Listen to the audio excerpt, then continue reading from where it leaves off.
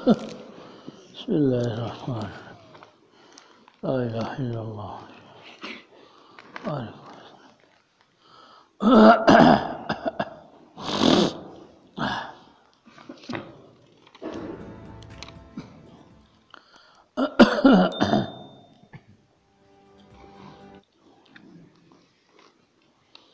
बिस्मिल्लाहिर्रहमानिर्रहीम। नहमदुहु व नसल्ली व नसल्लिमु अला रसूलिहिल करीम। अम्मा बाद फ़अऊज़ु बिल्लाहि मिनश शैतानिर रजीम। बिस्मिल्लाहिर्रहमानिर्रहीम।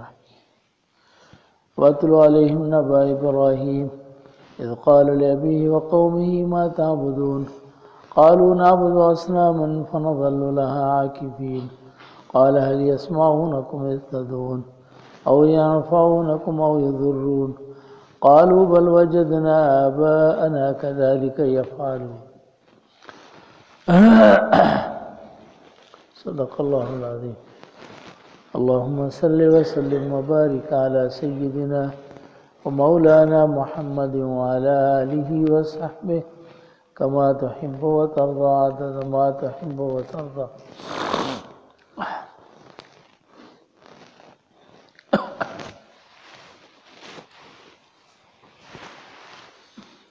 अल्लाह जल्ल शानहू कुरान करीम खे नसीहत बनायो। वज़क्किर फ़इन्न ज़िक्रा तनफ़उल मोमिनीन। नसीहत करियो, नसीहत मोमिन खे नफ़ो ॾिए।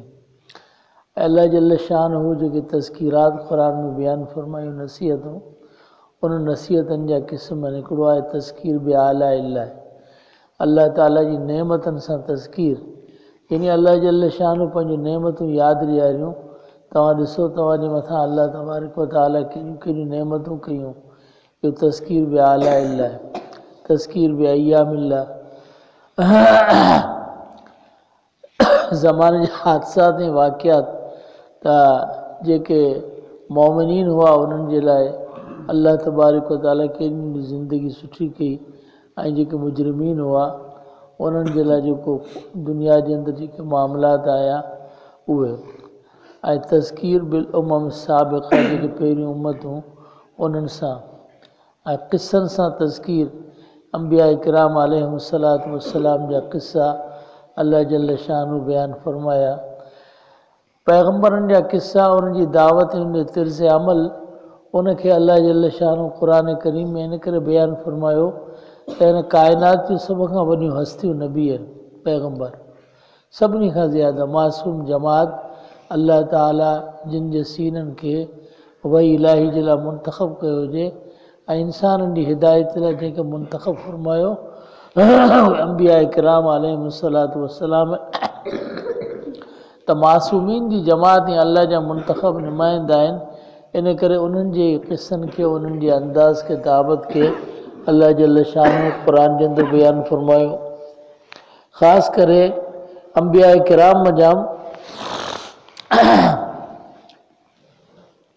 जिन जे ज़िंदगी जे पूरे पूरे क़िस्से खे अल्लाह बयानु फ़रमायो। उन मां हिकिड़ो हज़रत मूसा अलैहिस्सलातु वस्सलाम, हज़रत यूसुफ नबीना अलैहिस्सलातु वस्सलाम, हज़रत इब्राहीम अलैहिस्सलातु वस्सलाम। उन जो दुआऊं, उन जो दावत जो अंदाज़, उनखे बि अल्लाह बयानु फ़रमायो सूरतनि जे अंदरि। त उन जे दावत जो अंदाज़ छा हो, पंहिंजे पीउ सां मुख़ातिब आहे त छा थो चए, क़ौम सां मुख़ातिब आहे त छा चई, वक़्त जे हुक्मरान सां मुख़ातिब आहे त छा चई, पूरे जो पूरो अंदाज़ अल्लाह जल्ल शानहू बयानु फ़रमायो। हिते हज़रत इब्राहीम अलैहिस्सलातु वस्सलाम जेको पंहिंजे पीउ खे चयो ऐं क़ौम खे, उन जे बारे में अल्लाह जल्ल शानहू बयानु फ़रमायो। वत्लु अलैहिम नबअ इब्राहीम, बयानु कर उन जे मथां ख़बर इब्राहीम अलैहिस्सलाम जी, ॿुधाए। वत्लु जी माना तिलावत कर।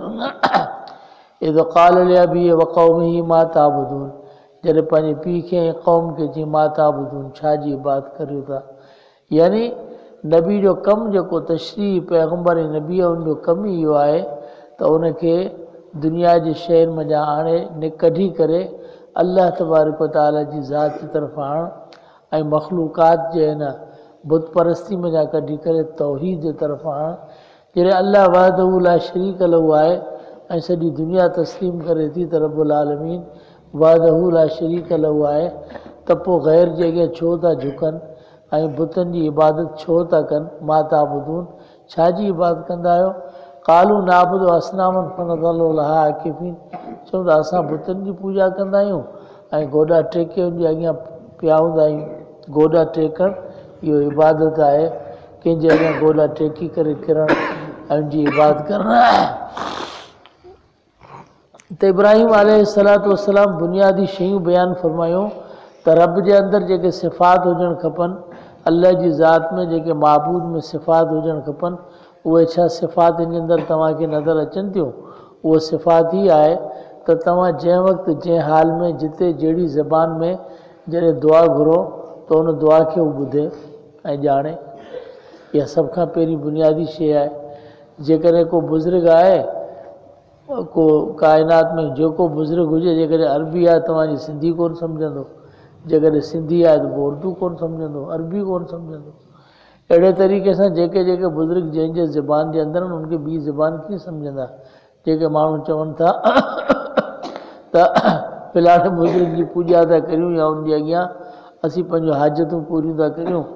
बुज़ुर्ग कॾहिं सुतो पियो आहे ऐं कॾहिं ग़ाइबु आहे, कॾहिं कहिड़ी जाइ ते आहे, त हू छा थो ॿुधी सघे। हा, उनजो पंहिंजो जनाज़ो खणणु पियो, उनखे ख़बर कोन्हे।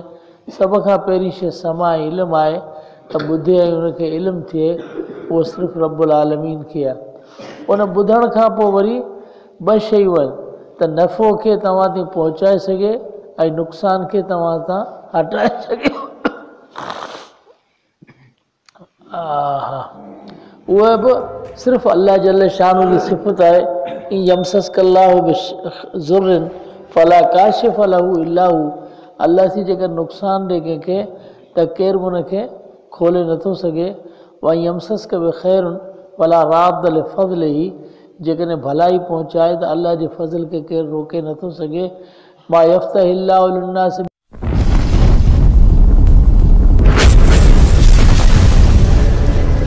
subscribe my YouTube channel.